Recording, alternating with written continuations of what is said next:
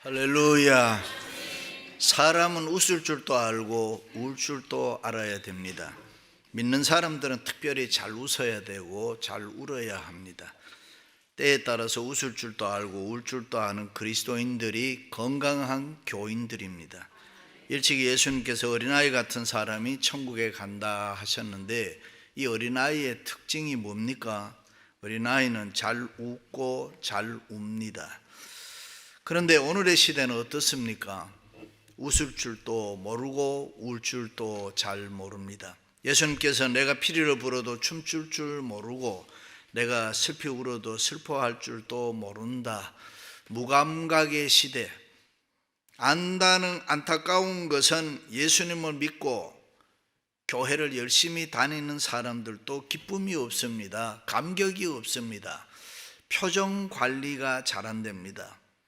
1865년도에 프랑스의 폴 브로카라는 학자가 처음으로 우리의 브레인은 둘로 양쪽으로 나누어져 있다.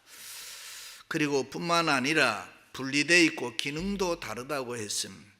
좌뇌는 합리적, 논리적, 지성적인 것을 컨트롤하고 우뇌는 감성적, 예술적, 정서적인 것을 담당한다고 했습니다. 그런데 웃음과 울음은 우리 좌뇌, 우뇌가 함께 건강해서 작용할 때에 웃음도 나오고 울음도 나온다는 것입니다. 그러므로 웃지 않고 울지 않으면 브레인이 뇌가 고장난 것입니다. 부흥회나 집회를 가끔 나가보면 어떤 교회는 웃겨도 웃지도 않고 울려도 울지도 않고 그냥 가만히 앉아 있습니다.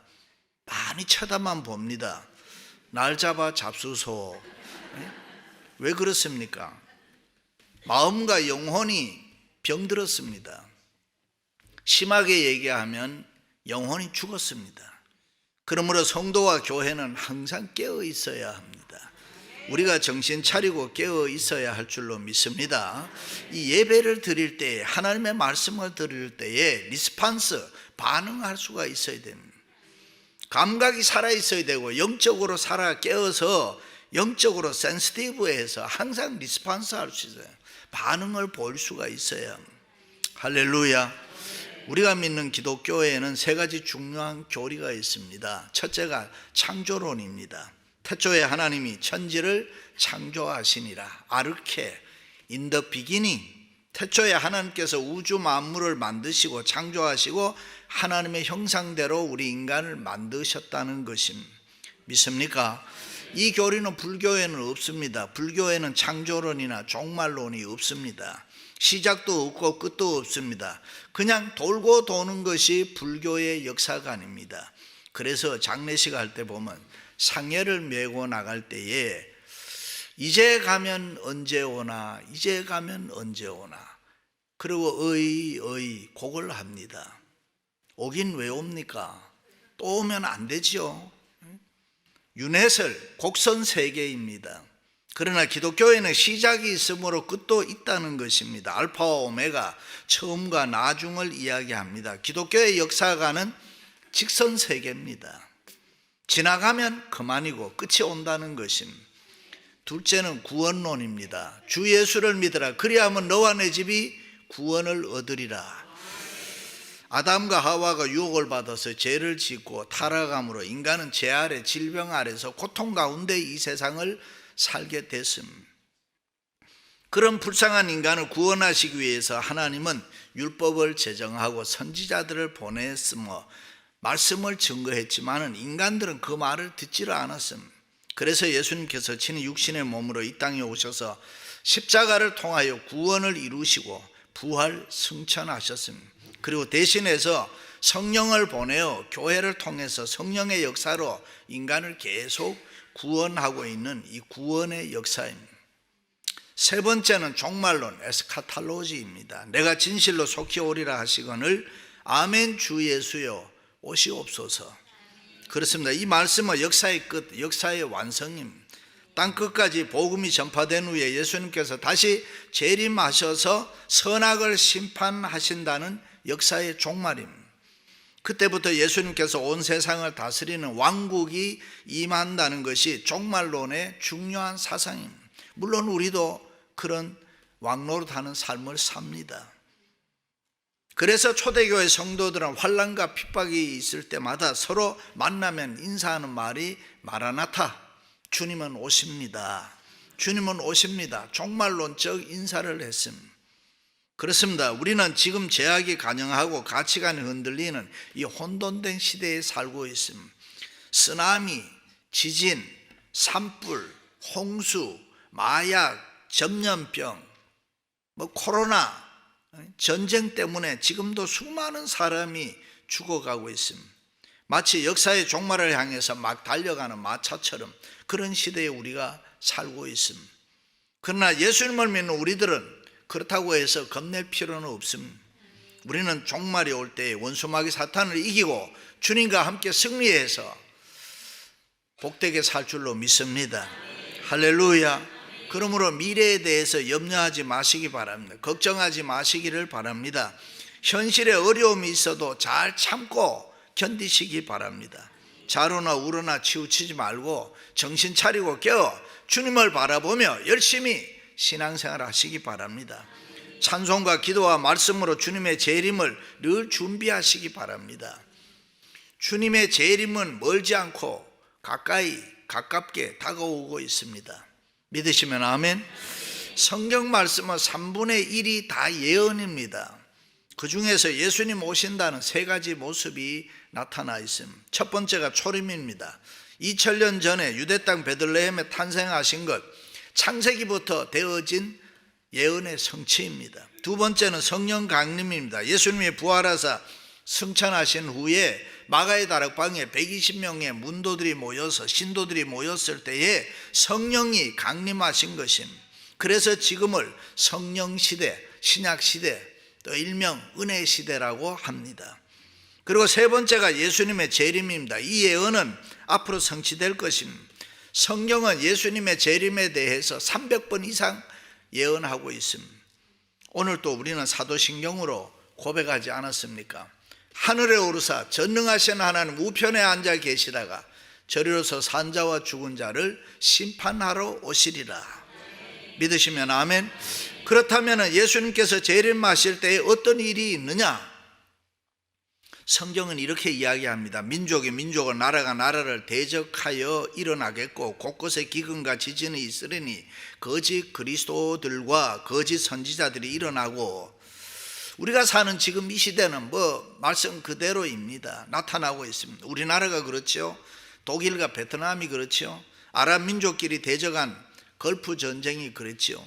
지금도 우크라이나와 러시아가 싸우고 이스라엘과 팔레스타인이 전쟁하고 싸우고 있지 않습니까? 수많은 사람이 죽어가고 있습니다. 우리는 이 전쟁을 빨리 멈춰달라고 기도해야 될 줄로 믿습니다. 그리고 지금도 이 세상에는, 이 지구 땅에는 굶어 죽는 사람이 수만 명씩 있습니다. 공해 때문에 엄청나게 많은 땅이 사막화되어 가고 있습니다. 지구 땅덩어리가 계속 뜨거워지고 있습니다. 이게 왜 힘드느냐? 우리 몸에 열이 몇 도만 올라가면 우리는 금방 병이 듭니다. 마찬가지입니다. 땅이 뜨거워지고 있으면 문제가 심각합니다. 우리가 사는 LA를 비롯해서 세계 도처에 지진이 일어나고 자연재해, 수많은 재난이 일어나고 총기 사고가 또 얼마나 많이 있습니까? 지난주에도 메인주에서 그 조그마한 타운에서 총기 사고가 또 일어났잖아요. 거짓 선지자 적그리스도가 수없이 생겨나고 자기가 그리스도라고 메시아라고 하는 사람들, 얼빠진 사람들이 얼마나 많은지 모릅니다. 전 세계에 내가 예수다 하는 사람이 30명 정도 있는데 그 중에서 한국 사람이 25명이나 있다니까요. 불법이 성행함으로 사랑이 식어지고 말씀하셨는데 지금이 바로 그런 시대예요. 사랑이 없습니다. 그렇습니다. 주님의 재림이 임박했습니다. 인류의 역사는 선악간에 최후의 심판이 있습니다. 그런데 그것이 이례적 사건이기 때문에 우리가 잘 믿어지지를 않습니다. 그렇죠? 예를 들면은 우리가 100년 후에 다시 이 자리에서 지금 우리와 같이 이렇게 예배를 드릴 사람이 거의 없습니다. 왜요? 다 죽기 때문에. 근데 죽는다는 건 사실이지만은 이게 이례적 사건이기 때문에 잘 믿어지지 않습니다. 1945년 8월 초에 일본 히로시마에 경고문 삐라가 부러졌습니다. 과거에 없었던 무서운 원자폭탄이라는 것이 히로시마에 떨어질 것이다. 이것이 떨어지기 전에 천황에게 얘기해서 빨리 용서를 항복하고 용서를 구하든지 아니면은 이곳을 빨리 8월 6일 전에 떠나기를 바랍니다. 그때 일본 사람들은 그것을 보고 그것을 듣고 우리가 전쟁에서 지금 이기고 있는데 무슨 항복이라니 그게 무슨 말이냐 비웃음을 쳤습니다. 그러나 예정대로 히로시마에 원자폭탄이 떨어졌습니다. 순식간에 다 죽었습니다. 그 전단을 보고 멀리 피난 갔던 사람들은 살아났습니다. 그렇습니다. 예수님의 재림이 가까이 오고 있습니다. 창조와 구원의 역사가 있었으면은 역사에 종말 심판이 있는 줄로 믿습니다.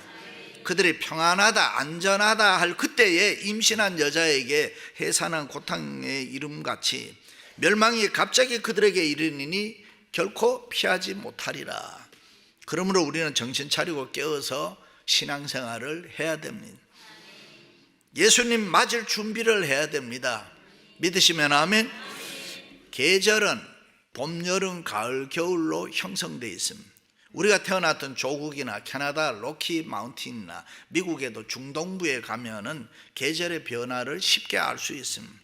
자연은 그 계절에 따라서 모양을 다르게 합니다. 그리고 쉴 새 없이 지금도 진행되고 있습니다.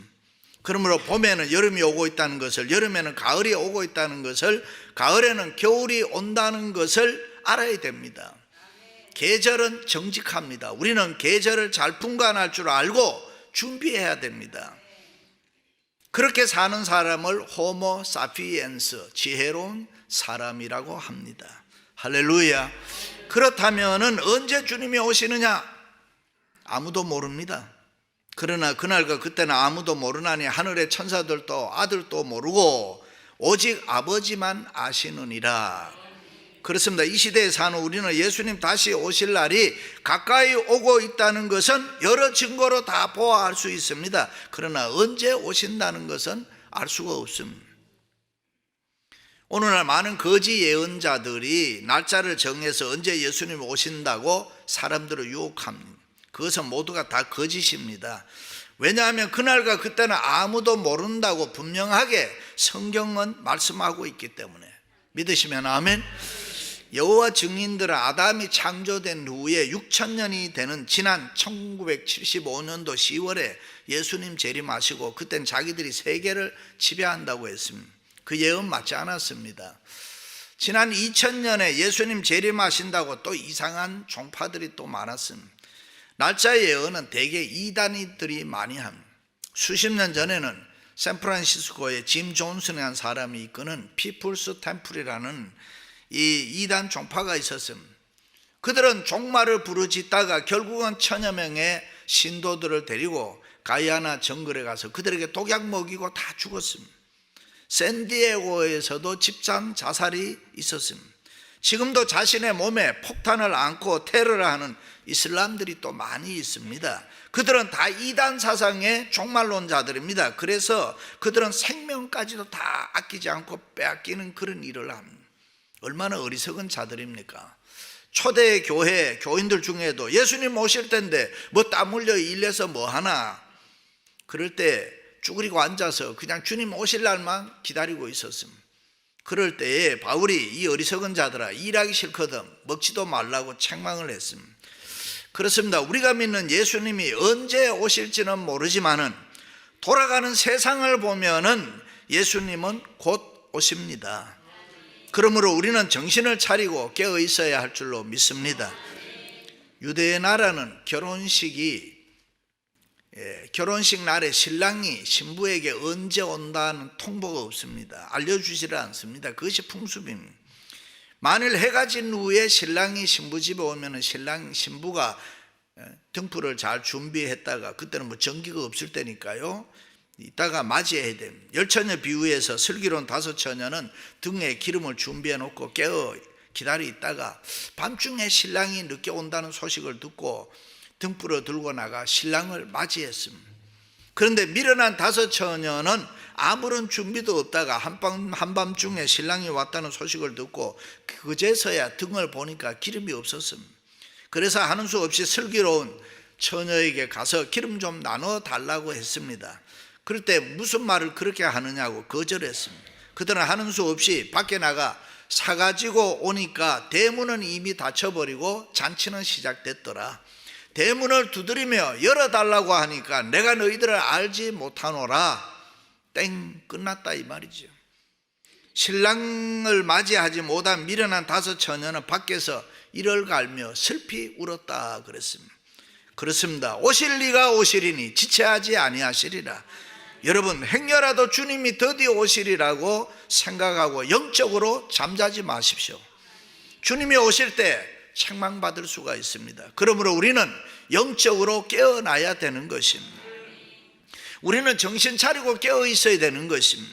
신앙의 잠에서, 영적인 잠에서 깨어나야 합니다. 원수마귀 사탄이 우는 사자같이 삼킬 자를 찾으니 대적하기 위해서 우리는 깨어 있어야 하는 것입니다. 정신 차리고 깨어나서 우리는 모두는 다 주님 맞을 준비를 해야 되는 것입니다. 할렐루야. 왜 그렇습니까? 언제 우리 신랑 주님이 오실지 모르기 때문에 그렇습니다. 그러므로 우리는 언제나 성령 충만해서 주님의 음성 듣기를 사모해야 되는 것이고, 언제나 성령의 기름 부음을 간구해야 되는 것이고, 우리는 신앙생활을 다시 한번 점검해 보면서 주님의 재림을 기다려야 됩니다. 다시 한번 우리는 다 각성해야 되는 것입니다. 내가 이렇게 살아도 될까? 내가 이렇게 믿어도 될까? 성도답게 살도록 애를 써야 되는 것입니다. 흰옷 입은 사람들이 마지막 날 주님을 맞이하는데 경건하고 거룩한 삶을 우리가 살아야 될 줄로 믿습니다. 할렐루야. 성 어거스틴이 회개하고 돌아와서 하나님은 믿지만 아직도 거룩한 새생활을 하지를 못했습니다. 어떻게 내가 신앙생활을 잘할 수 있을까? 내가 그냥 이렇게 사는 것이 다가 아닌데, 고민하고 있는데 이웃집 어린아이가 노래를 하는데 그 가사가 가서 책 읽어라, 가서 책 읽어라. 이 성 어거스틴이 그 노래가, 그 소리가 하나님의 계신 줄 알고 방에 들어와서 성경책을 펴서 읽는데, 너희가 이 시기를 알거니와 자다가 깰 때가 벌써 되었으니 오직 예수 그리스도로 옷 입고 정욕을 위하여 육신의 일을 도모하지 말라. 이 말씀을 읽으면서 충격을 받았습니다. 다시 한번 생활을 깨끗하게 정리하고 완전히 거룩한 옷 입고 새 생활을 시작함으로 후에 성자가 되었던 것입니다. 그렇습니다. 우리는 이 어둠의 일을 벗어야 될 줄로 믿습니다. 육신의 정욕, 안목의 정욕, 이성의 자랑 이겨나가야 되는 것입니다. 깨끗하게 거룩하게 성별되이 살아야 될 줄로 믿습니다. 할렐루야. 세상의 것이 교회 들어오면 세속화입니다. 교회가 세상에 들어가면 복음화인 것입니다. 우리는 세상의 빛과 소금입니다. 낮의 아들이고 빛의 아들들입니다. 그러므로 어둠의 일을 벗어버리고 빛의 일을 행해야 되는 것입니다. 세상과 구별되어 살아야 됩니다. 주님을 더욱 사랑해야 되고 티나 흠이나 주름 잡힌 것이 없도록 우리는 교회를 사랑해야 될 줄로 믿습니다. 그래야 하나님의 사랑받습니다. 나만 위해 사는 거 멈춰야 됩니다. 옆에 있는 사람을 사랑해야 나도 사랑을 받을 수 있습니다. 믿습니까? 어떤 분이 이혼을 했는데 그 이혼 사유가 뭐냐 하면 치약 때문입니다. 여자가 치약을 짜는데 막 짜는 거예요. 남자가 왜 그러냐고 나무라니까 여자가 아니 치약이 더 중요해, 내가 더 중요해, 막 싸웠습니다. 그러다가는 급기야는 너 아버지도 그렇게 하더라. 그래서 열받아서 이혼했습니다. 남자는 열을 늦게 받지만 한 번 받으면 세집니다 이게. 그러니까 여자들이 항상 조심해야 됩니다. anyway, 우리는 다른 사람을 섬길 줄 알아야 돼요. 남편도 아내도 부모님도 자식도 잘 섬겨야 됩니다. 예수 믿는 우리는 특별히 주님을 위해서, 교회를 위해서 열심히 봉사해야 됩니다. 겸손하게 섬기며 헌신하고 충성해야 되는 것입니다. 할렐루야. 그러려면 자신을 낮춰야 되는 것입니다. 자동차가 모래사장에 빠졌을 때 엑셀리터를 밟으면 밟을수록 더 빠집니다. 우리 생각에는 확 밟으면 확 올라갈 것 같은데 확 빠져버립니다. 그때는 타이어에 바람을 빼야 쉽게 올라갈 수 있습니다. 골프도 그렇다 그지요? 힘을 빼야 잘 친다고 하잖아요. 그렇습니다. 내가 하나님을 잘 섬기고 내가 교회를 잘 섬기고 내가 내 이웃을 잘 섬기기 위해서는 내 고집, 내 아집, 내 주장, 내 못난 성격의 바람을 확 빼버려야 되는 거예요. 예수 믿는 우리는 시험과 환난, 고통과 고난이 있어도 늘 참아야 되는 것이고, 억울한 일을 당해도 낙심하지 말아야 되고, 서로 이해하고 용서하고 사랑해야 됩니다. 그래야 생활 속에 역사가 일어납니다. 할렐루야. 우리는 어떤 일이 있어도 서로 대적하면 안 되고 미워하면 안 되는 것입니다. 중국 사람들을 가만히 보면 모태똥이 얼마나 못된 짓을 많이 했습니까? 등소평이 얼마나 등을 많이 쳐먹었습니까? 주울레가 얼마나 죽을 짓을 많이 했습니까? 그런데 그들은 서로 적을 만들지 않았습니다. 그런데 우리는 어떻습니까? 갈등과 분열이 심합니다. 갈등과 분열은 누가 좋아하냐? 사단이 좋아합니다. 대통령 끝나도 편하게 살지를 못하는 나라가 우리나라입니다. 그렇습니다. 예수 믿는 우리는 서로 미워하지 말아야 되고 서로 적을 만들지 말아야 됩니다. 스필버그 감독의 라이언 일병 구하기, 이 영화가 수많은 관객을 모을 수 있었던 것은 자신과 자식을 생각하고 인류가 구출되기를 원했던 마음 때문입니다. 그렇습니다. 우리는 무엇보다도 깨어서 기도해야 되고 주님 맞을 준비해야 될 줄로 믿습니다. 그런데 사단은 언제나 우리를 기도하지 못하게 합니다. 기도를 열심히 해도 중단하게 합니다. 신앙생활 열심히 해도 적당히 하게 합니다. 그러므로 우리는 얽매이기 쉬운 유혹들을 다 물리치고 예수 그리스도 이름을 선포하면서 열심히 기도해야 됩니다. 찬양 예배, 수요 예배, 새벽 예배, 하나님 앞에 나와서 합심 기도도 하고 같이 통성 기도도 많이 하고 그렇게 기도해 보시기 바랍니다. 하늘 문이 열리고 성령의 충만한 기름 부음이 있을 줄로 믿습니다. 그런데 기도가 쉽지를 않습니다. 혼자 하는 기도는 그럭저럭 하는데 대표 기도하는 것은 참 어렵습니다. 어떤 목사님이 신방을 가면서 어떤 집사님을 데리고 갔습니다.